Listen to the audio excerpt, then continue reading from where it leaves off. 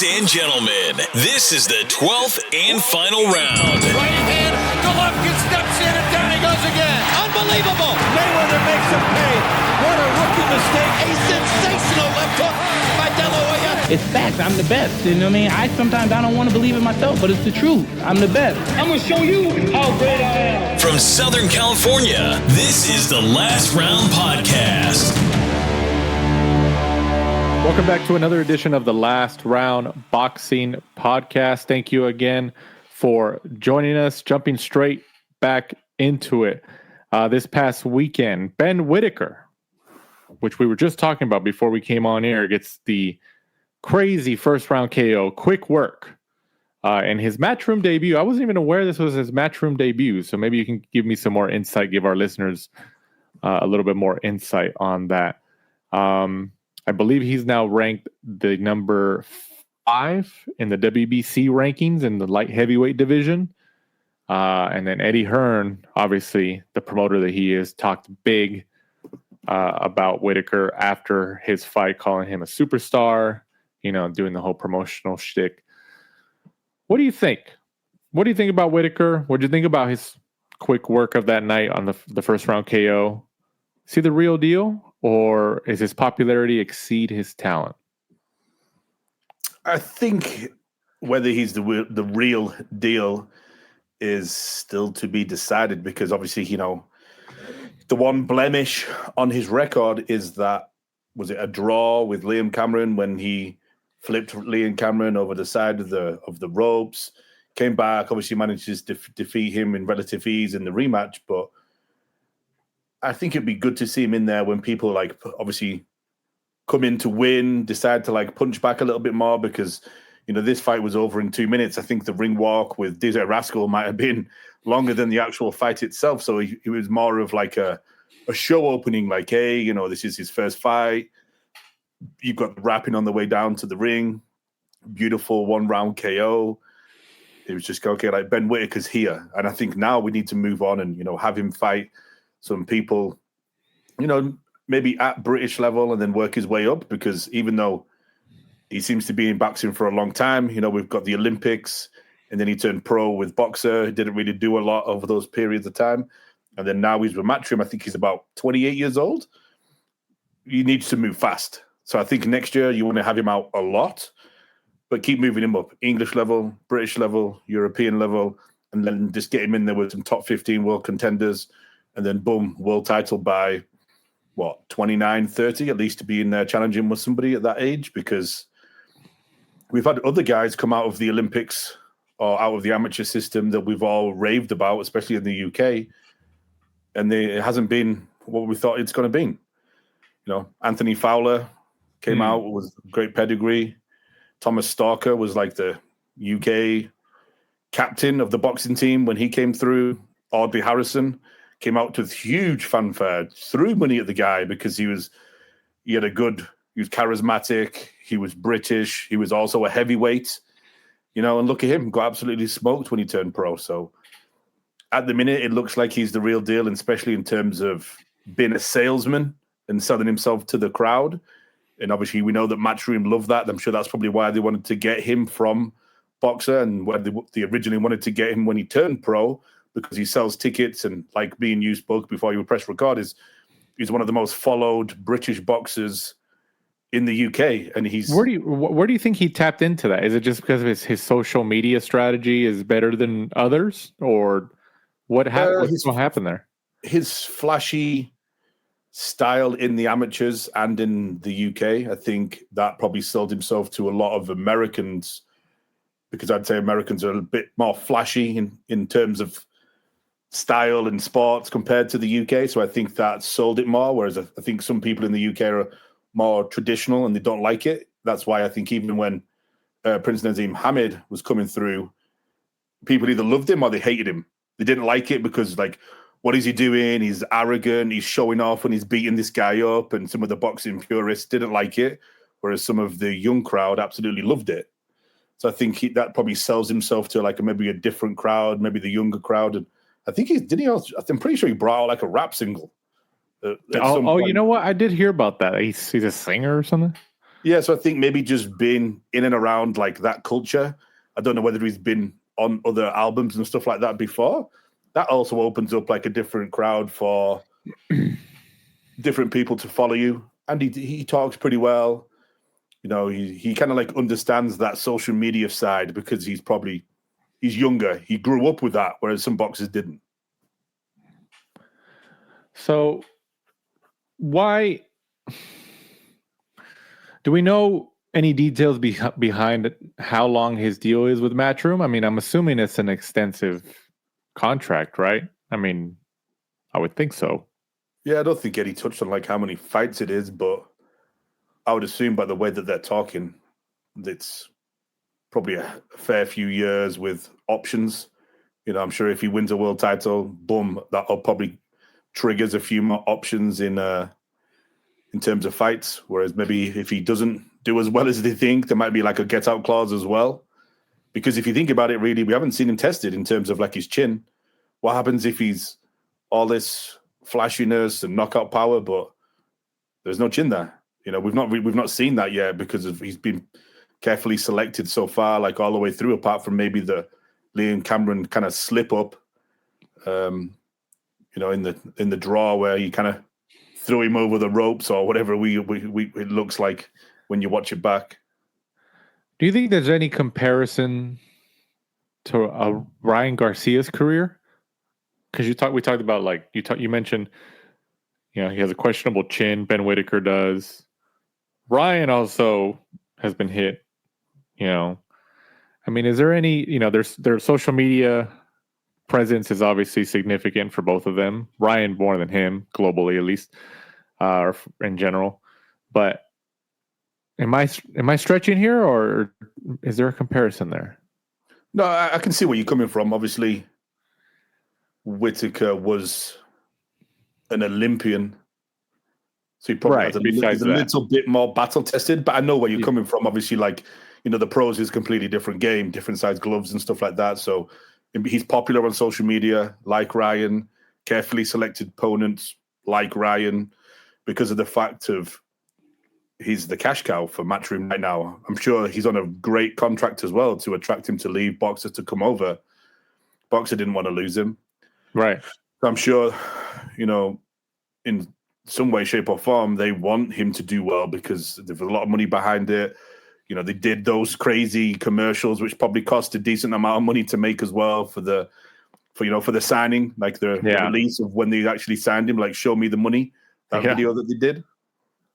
So yeah, I'm sure probably the first few fights are going to be carefully selected for him in terms of style, because the last thing they want to do is, stick the cash cow in quickly and then it's gone, and they still have got to pay him all that money that's left on the contract. I mean, I think Matchroom tries to get him in a world title fight, at least by the end of next year. At least in 2026, they try to put him in. They try to get him a world title fight. Or you think it happens after next year? So I would say for him, it's kind of could be a good scenario, because what happens if Beterbiev and Bivol retire shortly? Right. Those belts are just going to be fragmented. Right. They're going to be fought for individually. So like you just touched on, obviously the WBC have him ranked very highly. Yeah. He gets a couple more fights down in. Bivol retires. Boom. We've just seen Ryan Garcia. We're gonna touch on it later. Ryan Garcia has been granted a fight with Mario Barrios, coming off a loss. Right. So, we're gonna touch on that. Yeah. Eddie probably walks into the room of the WBC headquarters with a big sack of money. Like, I want Ben Whittaker against so and so. We've seen what happens at the conventions. You sit down on a chair and hey, my fighter should be in a world title fight because of ABCD. Granted. So right. That's literally what happens. So I'm sure, if he bides his time, Bivol or Beterbiev is going to retire. Whoever has the titles by the end of next year or something like that, at the end of 2027, it could be the perfect time for Ben Whittaker to pick up a vacant title.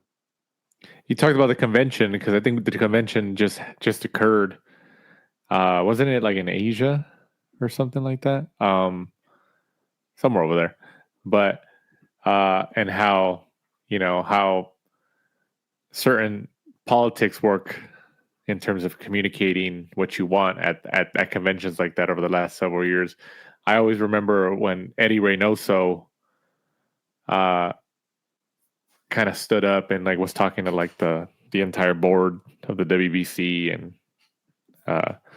Mauricio Suleiman and all that stuff, and he had said that Canelo had requested to move up to cruiserweight to possibly fight what was his name?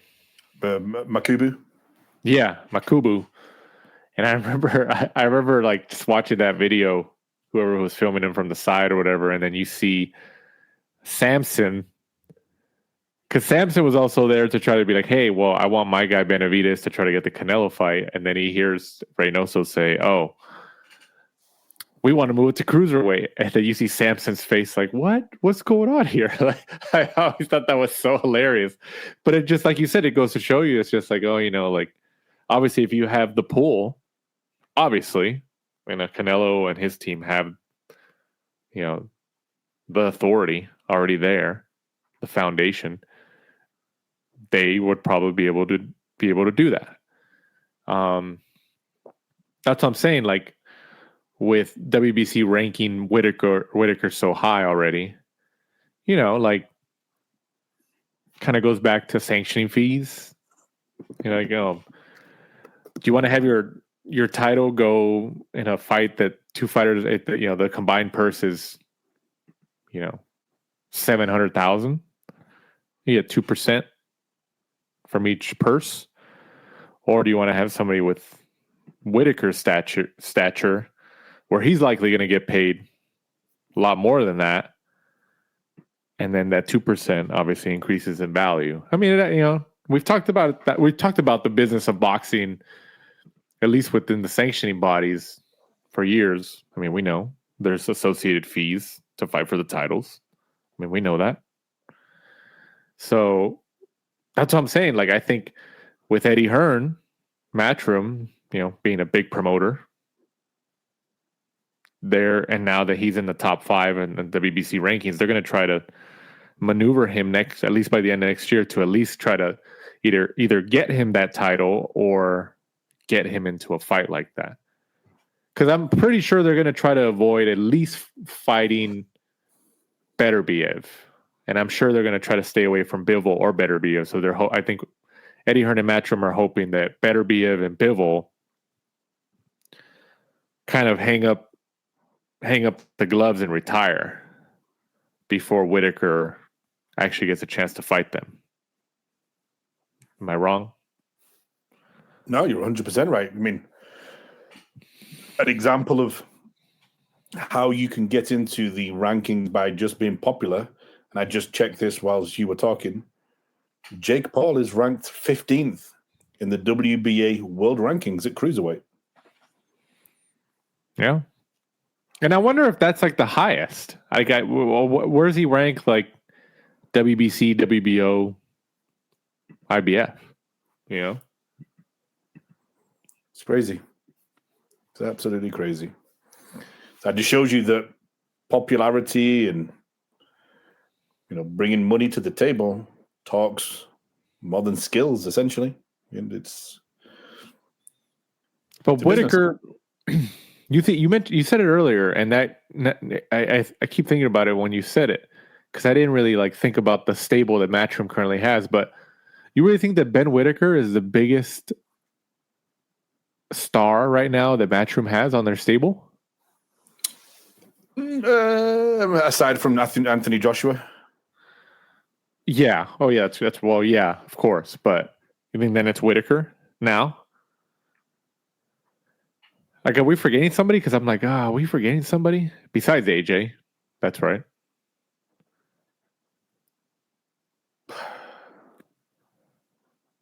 Probably. Because, I mean, you have fighters who come and go. Like, oh, you signed a 2-fight deal with Matchroom. You're a Matchroom fighter for a couple fights, but. Yeah, because obviously, Canelo just did a few fights with him. Joshua's been a mainstay. He would probably the most popular.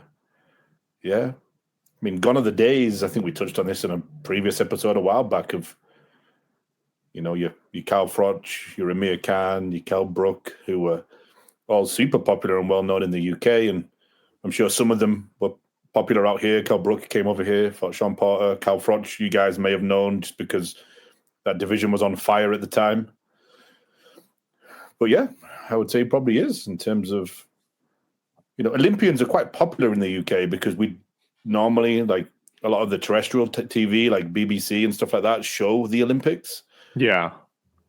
So people who do well in the Olympics are very popular. That's why, like the Audley Harrison and Amir Khan, who we touched on previously, they will looked on like golden children to like everybody, like, oh my God, like he brought back a gold from boxing. We haven't had one for so long. That's why I think when they turned pro with such a fanfare. Same as AJ. Yeah, another one. And AJ was... Yeah, he's an Olympian. Yeah, he did well in the Olympics. Do you think AJ was a bigger star? Maybe drew more money, at least pound for pound, if we want to use that term, than Amir Khan in the UK? Yeah, I think maybe though, because he was a heavyweight. Just because obviously he sells out, or he fills up stadiums. Khan never really was a stadium guy. No, super popular though, but he was super popular. Yeah, he was like on TV shows. I mean, they were pretty kind of similar. And like the Asia, the Pakistani Indian like culture, right. Obviously the population of them is like 2 billion or something like that. Yeah, that was huge for him. Yeah. So like he was popular in like that sense and tried to get it popular, like boxing in that kind of sphere, because over there it's a lot more cricket, soccer. But yeah, AJ. I mean, heavyweights just tend to be popular in general, don't they? Because they're bigger than your average guy. And was AJ, or is AJ at his peak, a bigger star than Ricky Hatton in the UK? Oof. The thing is about boxing over there, we know it's like you said, people know the Olympians or just, they love boxing. I think boxing is a little bit more healthier in the UK, especially the last several years. But like, if you went to somebody on the street and asked them who Anthony Joshua is and who Ricky Hatton is, just randomly, would they know who both of those people are, or would they have an inclination to know one or the other more? I mean, obviously, depending who you ask, older, younger, but yeah, it's kind of the best way I can probably put it is like Ricky Hatton was able to take all those people to Vegas, and sell out Vegas and drink the MGM dry, and social media wasn't a thing then. Yeah, imagine if that would have happened now. Yeah, whereas AJ's at a time when social media is huge and he can become more visible that way. And obviously he managed to sell out stadiums, but that wasn't really the done thing until Cal Froch did that with George Groves. And then AJ kind of took that to another level, fighting Klitschko and obviously all the other fights that he did, Daniel Dubois, hopefully Tyson Fury next year. So it's kind of, I don't know if AJ would be able to take that many people to Vegas.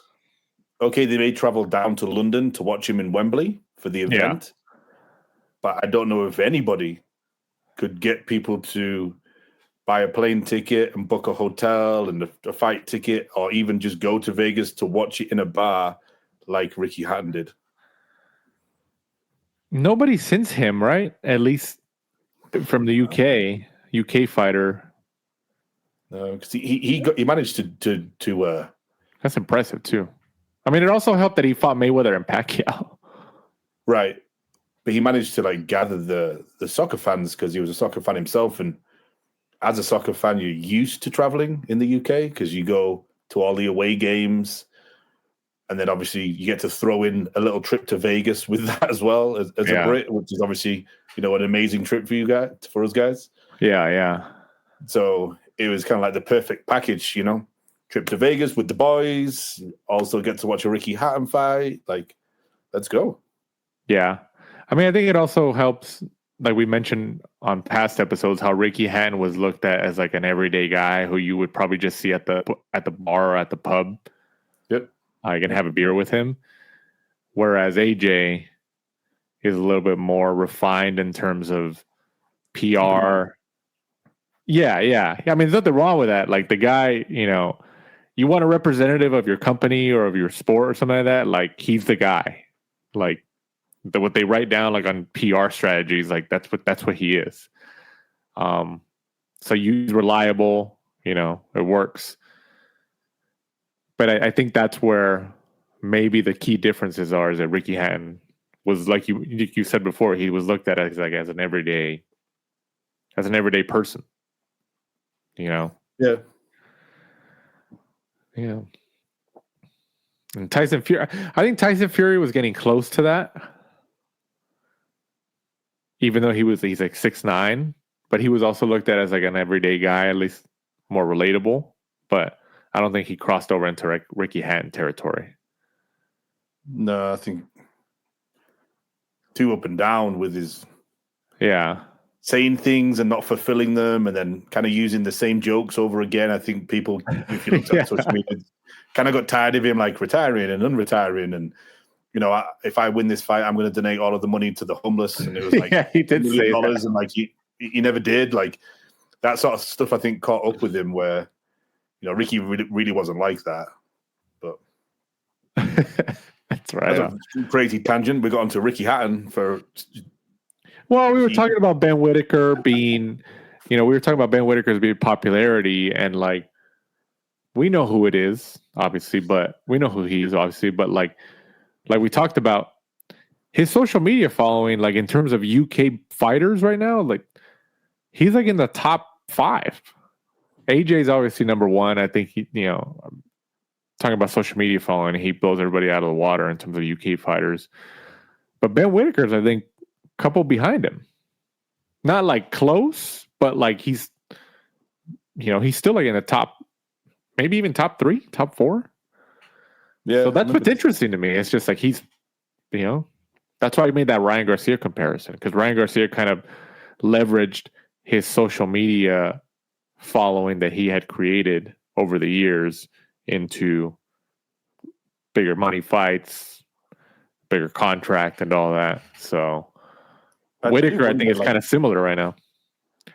I do wonder, like listening to a couple of Eddie's interviews, like after the fight, I think he may do the thing that he did with AJ, where he fights in the north of England, he fights in the Midlands, he fights in the south. Then we see him over in the UK, over the US, sorry. Yeah. So everybody kind of gets a look at him. They get to see the fanfare, the glitz, the glamour, the dancing, the rapping. Obviously, hopefully some showreel like knockouts or just showreel performances. Kind of like they did with Joshua. When Joshua hit the scene, he was everywhere. Fighting in Scotland, fighting in Ireland, fighting all over the UK. So everyone gets to see him.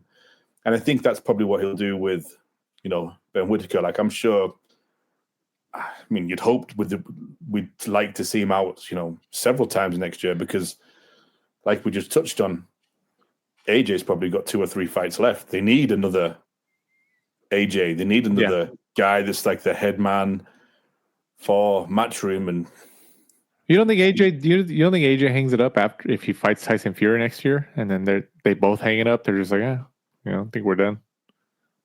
Yeah, but I think we'd probably get 2 of them, unless unless. But they end with it. But ideally they end with each other. Yeah. I think that would make sense, wouldn't it? I think. Yeah. Like he fights Jake Paul, and then fights Fury once or twice. Yeah. Fury annihilates him. Maybe AJ is like, hey, I'm done. But if it's a close fight, maybe do 2, one in the UK and one in Saudi, maybe. Right. We touched on Ryan Garcia briefly, but he had, I think, posted on social media within the last couple of days that he supposedly signed to fight, like you said, Mario Barrios for Mario Barrios' WBC title in February. there hasn't been an official announcement from Golden Boy or PBC or anything as of this recording. And we've seen Ryan Garcia kind of get ahead of the announcement sometimes, potential announcement, and then it doesn't actually pan out. So does this one pan out? I mean, he did say it. I mean, I think so. Because, he could say stuff to try to put pressure on like Golden Boy or the other side to kind of sign contracts. So he goes to social media to like get ahead of it, to be like, oh, I'm putting pressure on people. Like he utilizes social platforms like that. I think it would be good for him and potential opponents in the future, because I think in Mario Barrios, I think that he has a good chance of winning it. I think he could, just the punch power that Ryan has, stylistically, I don't think Mario Barrios he's not elusive like a Shakur Stevenson or someone like that.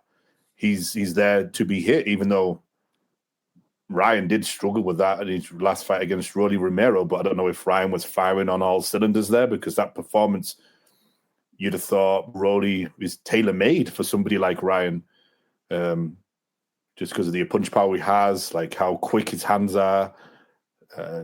It's kind of a surprising performance, really, where I think Mario Barrios is tailor-made in terms of that. I think he could be even like 5, 6, 7, 8 rounds down, but then Ryan's just got that one quitter hitter, hasn't he? And if he wants to be a world champion, I think that's a really good chance for him to win it. And also, if he does get the world championship, then that's an extra zero on all of your paychecks, right? Because he can fight Mario Barrios now.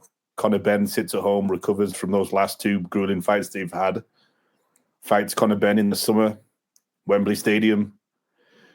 He's got another 6 months to go between that. So Ryan could get in, fight in February, and then have another 3 or 4 months before he fights Conor Benn at like a sold-out Wembley Stadium and makes a mint.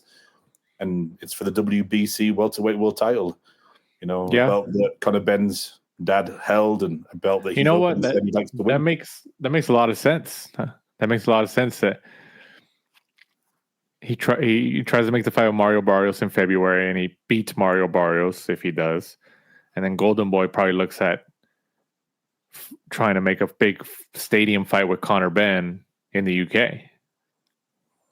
I mean, that's what I see happening. I think that it's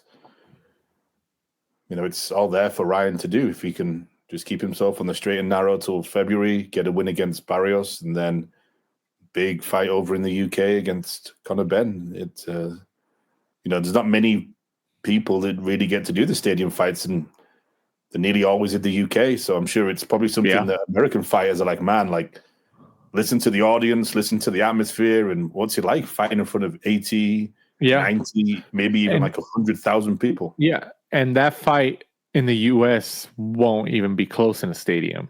Like, so it also at least gives Conor, obviously he's already done it twice, but it gives somebody like Ryan a little bit more leverage and his future negotiation powers with other opponents, when he's like, hey, look, I sold out a stadium.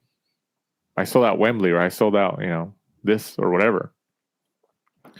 Because a Conor Benn versus Ryan Garcia in the United States will not even sell out half of a stadium. Like over here, it's not a stadium fight, but in the UK, that's a stadium fight. Yeah, but also now, if what they're saying is true, no pay-per-view, because Golden Boy and Matchroom are both on DAZN. Right. But didn't DAZN just like change the pricing, and they said, "Oh, you can get all this." It's kind of built into your monthly. It's built into the monthly, but then you have to pay for like the additional tier in order to have it built in, and if you don't, you still have to like pay for the pay-per-view. Isn't it something like that? Like it's still, I think it's still like. I think it's gone up to like, is it like $225 for the year if you want to pay the whole thing at once or something like that? Something and then everything's kind of included. Something along those lines. $225. Oof. Yeah. That's like cable and satellite numbers from like 15 years ago, 20 years ago. Jeez. Well, at least over here in the United States. Percentage-wise, Ryan Garcia, Mario Barrios, does it happen in February? Because you know how Ryan kind of jumps ahead sometimes. It's good because he's kind of wild. But to me, it makes sense. Unless, like you said, he's trying to increase his number with Conor Benn by being like, hey, that's fine. I'll go and fight Mario Barrios then. But then if you Conor Benn, you could have the Ryan Garcia payday and the WBC belt all in one thing if he just waits until summer. Obviously, if Ryan beats Mario Barrios. But I'll give it, since I made this up as a guess, 75% chance that Ryan does fight Mario Barrios in February, and then we get a summer showdown. And it happens on DAZN, right?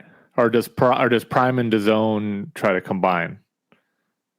Oh, for Ryan Mario, yeah, I think it's going to have to happen on DAZN, right? Because is PBC and Amazon Prime even a thing? No, right. That's what I'm saying. But it only feels like they've done, like, including this upcoming card, like 4 cards this year, 5 cards. Well, from the reports that we've seen, Amazon doesn't. They're only providing like even though like there's been interviews from people on the pro PBC side who have said like, oh no, Amazon is giving PBC money, a budget, but from what we've heard, they're just kind of providing the TV platform, the broadcast platform, and PBC is doing like all the production on the inside, and because I think Steven Espinoza had said that in the past, that Steven Espinoza was like in charge of the production and other stuff, like they had control over it, and they had hired, like PBC had hired like a lot of the Showtime people who were laid off. Yeah, but it wasn't like Amazon Prime's direct people. So I would think,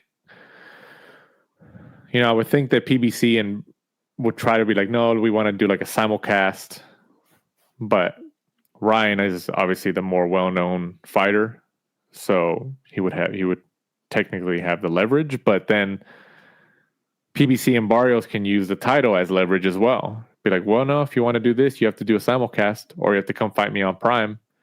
And honestly, even if, think about it like this. PBC might use, they probably will, they might use Ryan's personality against him and Golden Boy and DAZN. Because remember on the Tank fight, Golden Boy and Oscar De La Hoya didn't want Ryan to take that fight. But Ryan went to social media and kept posting about it and building it up, and finally got Tank to like agree and say yes. And he forced like Golden Boy and DAZN's hand, and they said, oh, okay, well, you have to come over here. You have to come to Showtime. You have to fight at Showtime. And even I remember Tank Davis had said, he was like, no, I'll give him credit. He's like, he agreed to everything. He agreed to everything that we gave him. But it's because Ryan knew he was going to get a big payday. It was a huge payday.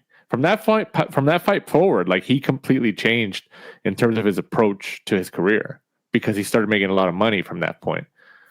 So I do wonder, because I can't remember if Golden Boy or Oscar's ever said, does Ryan have one of those like DAZN exclusive deals though, like AJ? Because I know Netflix had to pay the ballpark figure they keep saying is $10 million to release him for that fight with Jake Paul on Netflix. I'm sure DAZN tried,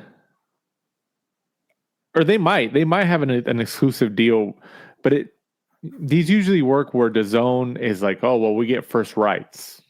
It's like, hey, we have to give you the okay to do it. But you don't think that they had DAZN and you don't think DAZN had exclusive rights already to Ryan when he had that Tank fight? because he was already pretty popular by then. So, but Ryan made so much noise on social media and created so much pressure on Golden Boy and DAZN and to make that fight that DAZN and Golden Boy just had to sign off. Do you think it's kind of going to be very similar with this Mario Barrios thing, and then PBC is going to be like, "All right, come to Amazon Prime, come over here." From what we've seen, they seem to be a lot more open to working with people, don't they? Like, well, I think they have to, no? Like DAZN let Joshua, DAZN has let Katie Taylor. So yeah, I mean, especially like if you think he's going to win, like if Ryan goes over to Prime, knocks him out, brings back the WBC title, like, all right, that worked, right? It's not like he's undefeated. Like that's what I'm really interested to see is if this fight pans out and is actually made, who's going to blink first? Because PBC and Mario Barrios, they know that their bargaining chip is that title. Ryan Garcia is the bigger star, the moneymaker between the two, drawing more money. But how much does Ryan and Golden Boy especially want that WBC title? How much does he want to win his first legitimate world title? Right. You know, because, you know, PBC and Mario Barrios, at least until they announce it, I'm sure they're using that as a bargaining chip. Like, what fight was that? Well, it was AJ. AJ fought I think it was the IBF heavyweight title. Didn't somebody win it before? And then they knew, like, okay, you're gonna fight AJ, and you're gonna take it from me, but like at least I'm gonna like get a nice payday from this. Martin. Yes, that's it. Prince Charles Martin. Bingo. That's exactly who I was thinking about. I just couldn't remember his name. That's exactly who I'm thinking about. I walk this world like a god. When he said that in an interview, and everyone kept posting it. Prince Charles Martin. That's exactly what it is. And then people, you know, were like saying like, oh, you know, he just ended up selling the belt to AJ, and you know. It's just like, well, I mean, like, you don't think they offered him? Like, you don't think Eddie Hearn and Matchroom, when they were just like, yeah, man, like, we can get this title back easily. Like, Prince Charles Martin. That's it. I totally forgot his name, but I knew it was there. Man. Now, do we see a Mario Barrios PBC Amazon Prime situation like that? Or no? I mean, I think Barrios is a better fighter, more competitive, but that's their bargaining chip, is that title. Do you know Barrios' 2 defenses of his WBC title have both ended in draws? Oh my gosh, you're right. Manny Pacquiao. You're totally right. Manny Pacquiao and Abel Ramos. You're totally right. Yeah, Abel Ramos was on Netflix. Yeah. Wow. I didn't even think about that. Yeah. That must be a first, right? Wow. I mean, I'm sure that's happened. Maybe with lower weight classes or, you know, but I don't think we've ever, at least on any of our episodes here, since we started this in 2018, I don't think we've ever touched on a topic like that, where something like that has happened. Like, hey, you know, they won the world title, and then their first 2-3 defenses were draws. Yeah.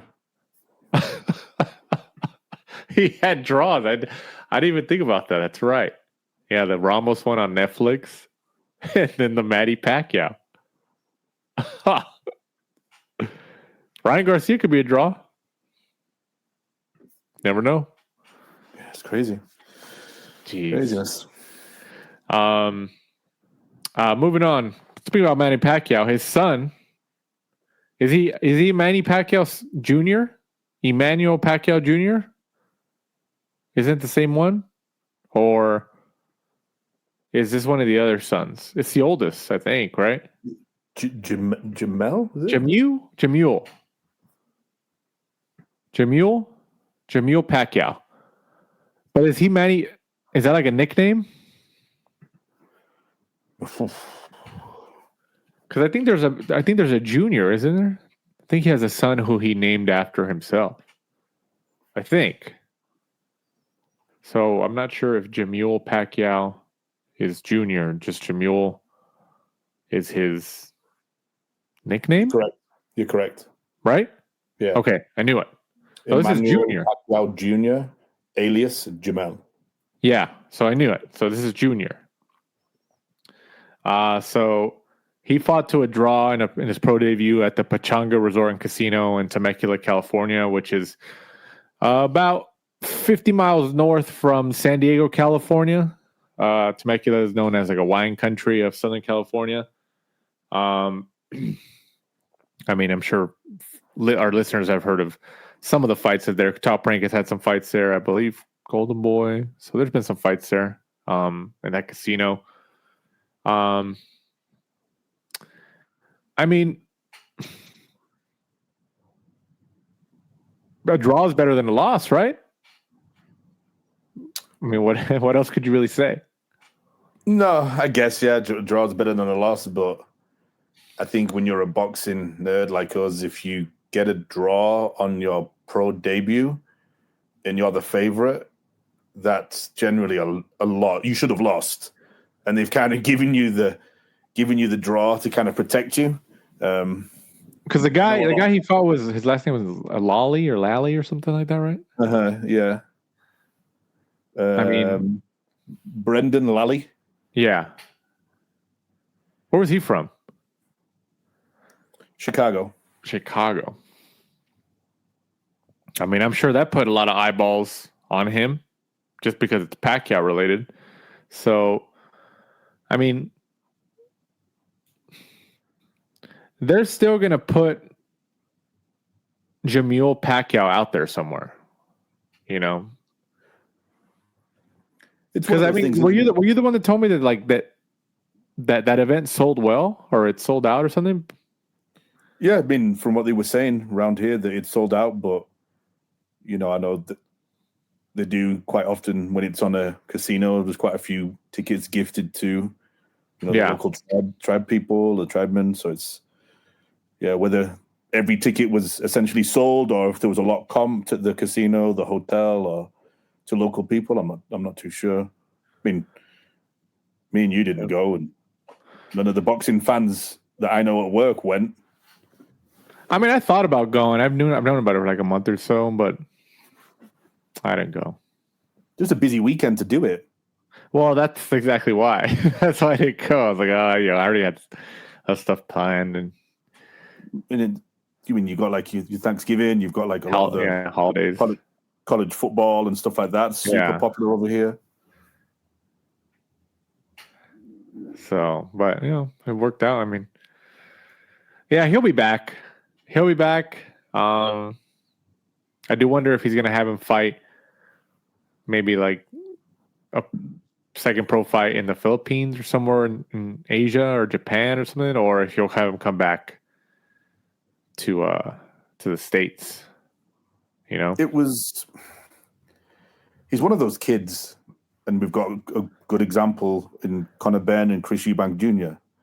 They're the son of, famous fighters, and it's how much do they need it? And it looked like to me that he just didn't have that dog in him. Well, but to save him, Conor Benn didn't. If you looked at the early fights that Conor Benn was in, he went life or death with, is it Pinu? Like some French kid that he ended up, I think he got a draw and then he rematched him and beat him. But you were like, this guy's never going to reach world level. But he developed.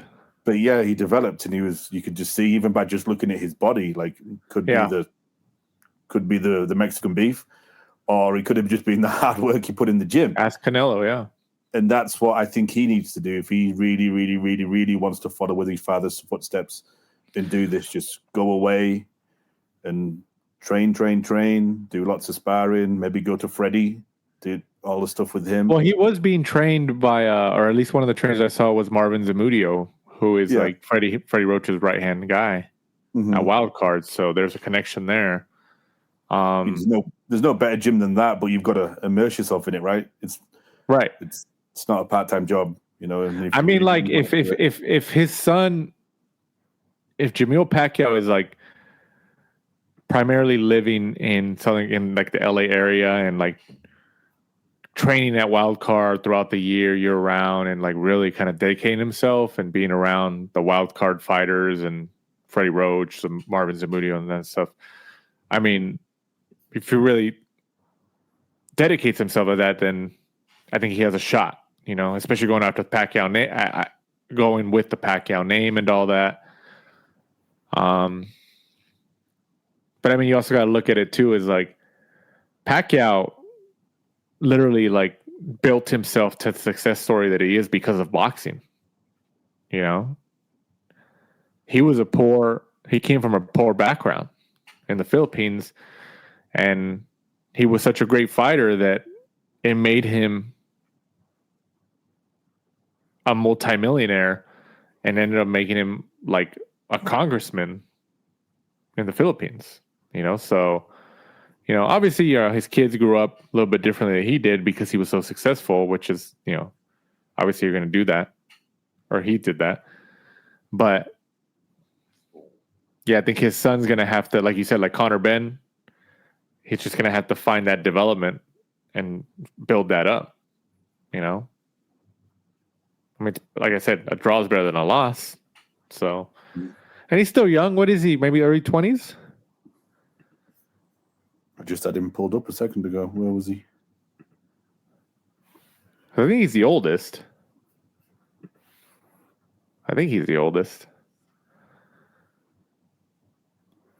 Abdullah Mason versus Sam Noakes prediction. I mean, I think 24. 24, early 20s. Yeah, I was close. Almost mid-20s, but he's, you know, close. So, yeah, I still think he has some time. He has some time to figure it out.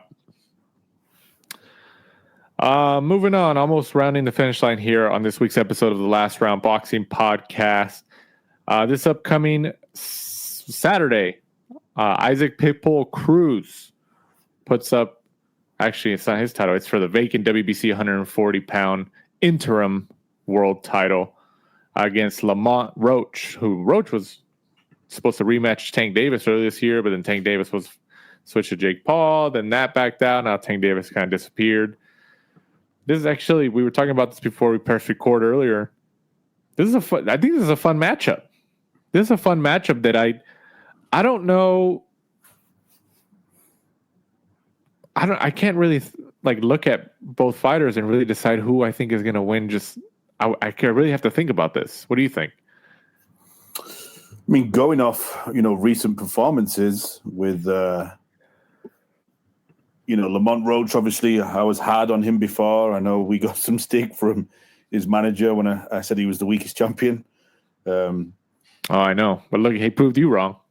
No, 100% he did. 100%. Like, pretty much beat Gervonta Davis. So I take all that back. But, well, he should have. That should have been a knockdown. Yeah, I mean, all we can go off is, you know, the last recent fights, right? And when he was obviously beaten by Jamel Herring, I think I would have been safe to say that most people don't think he would have put in that performance like he did against Gervonta Davis. So I don't think I was on my own there.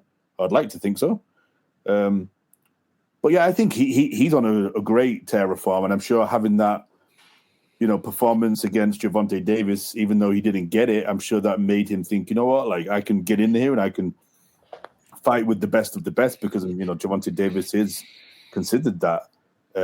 I think Isaac Cruz, even though he's super fun to watch, you know, he had the recent loss against Jose Valenzuela, came back, had a win against Fierro, and then Salcedo Gamez. Very one-dimensional, very good to watch if you're just a hardcore boxing fan.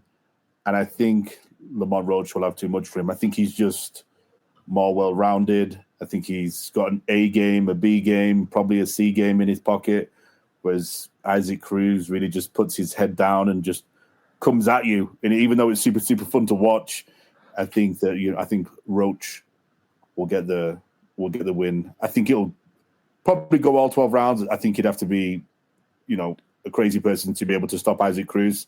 Well, yeah, he's never been stopped. I don't think he's ever been knocked down. Yeah, I think he's just going to come at you the entire time. So I think Lamont Roach on points for me. And then it's going to be interesting. Where does Roach go from here? Is Davis going to be good to come back and maybe give him the rematch in the summer? I don't think so.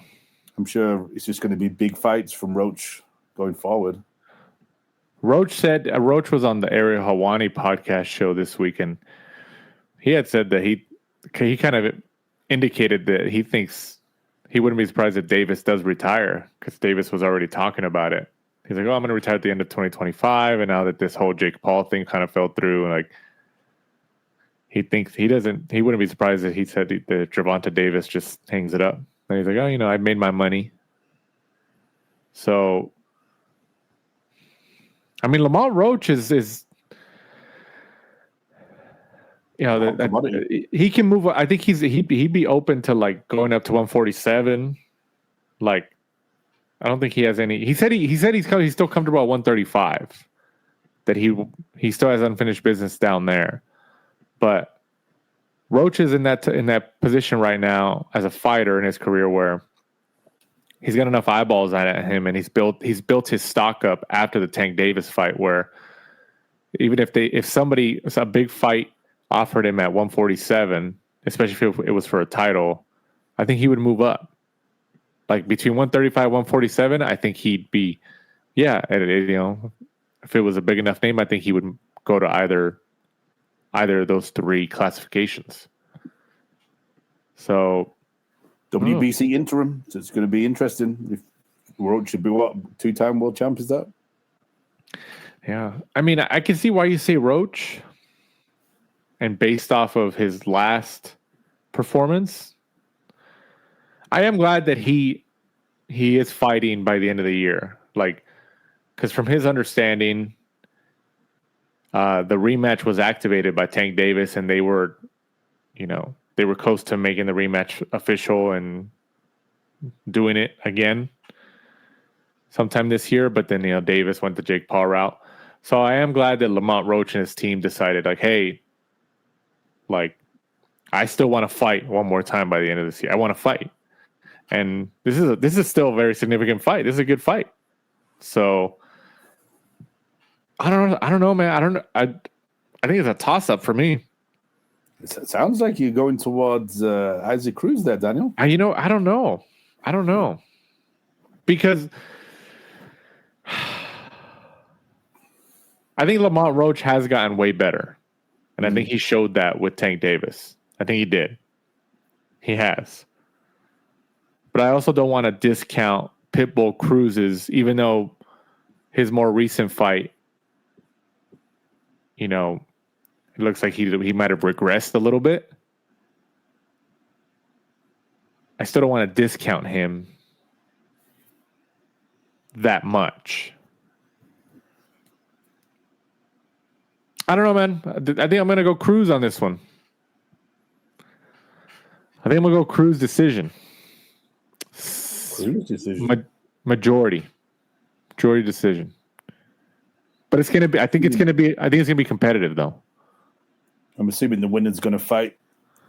Well, obviously, Subriel Matias has recently been banned, but depending on what happens with that outcome, because this is for the WBC interim.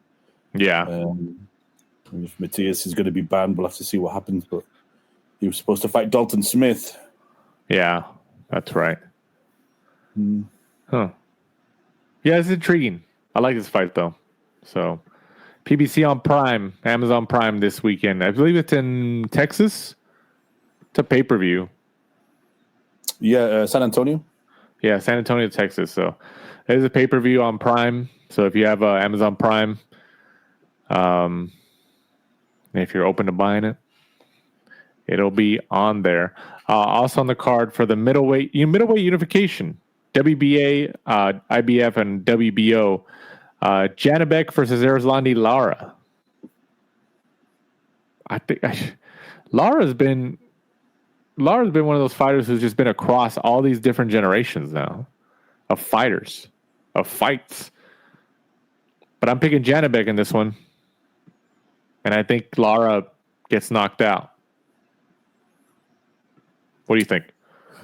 Yeah, I mean, I agree with you. If you look at Lara's last few fights, he's been fighting people towards the end of their career, you know, Danny Garcia, Michael Zarafa, Gary O'Sullivan, Thomas Lamana, people like that that dates back to 2021. So when he's facing someone like Janibek, someone that's, you know, hungry and up and coming, as sad as I am to say it, because Lara's been around for the longest time and he's been in some good fights over the years, I think Janibek probably stops him. Yeah, I think so too. Yeah. Which would be a first. Obviously, Lara going in is going to be 31 wins, 3 losses, never lost by KO. So, well, I think Lara hangs it up, especially if he loses. I mean, he's had a good run, you know. He's just a favorable matchup and towards the end of his career by PBC. So, yeah, middleweight unification though, WBA, IBF, WBO. So that's interesting. That's pretty intriguing right there. And also Stephen Fulton is also on this card on PBC on Amazon Prime from San Antonio.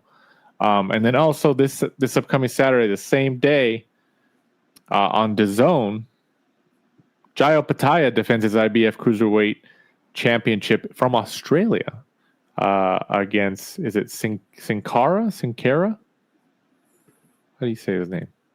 Is that how you say it? Sin Cara? From Australia, huh? I mean, he's one of the best, isn't he? Jimuel Pacquiao, so... No, I know. I'd like to see him in there with some of the other big names in the Cruiserweight division. Jake Paul? Right. I don't know whether they're just avoiding him or what. You know, you got your Gilberto Ramirez, Michael Sislak, even like a Chris Billum-Smith is, you know, sort of name over in the UK. So be interesting to see who he gets in there with. I mean, I think, you know, Gilberto Ramirez and, you know, Benavidez is going to take all the eyes, unfortunately, away from Jimuel Pacquiao until one of them decides to turn and face him. But I think he's one of those guys you want a lot of money to face because he's, you know, strong, he's good, and he gets a lot of KOs. So I'm sure those two want to face each other, Zerdo and Benavidez, you know, come May 5th, around that weekend, right? Is what they're talking about, Cinco de Mayo? Yeah, like that week. Yeah. You think Pacquiao would be a pretty competitive fight for Benavidez at Cruiserweight? It's hard to... he's really, really good. I'd have to check the size difference to give you like a better example, because to see if that's going to be huge or not. But I mean, Jimuel Pacquiao, so far from what we've all seen, he's a force to be reckoned with. You know, 28-0, 30 years old. Does need, I think, a few more names on the ledger. You know, I think probably his biggest win so far is, you know, Mario Barrios.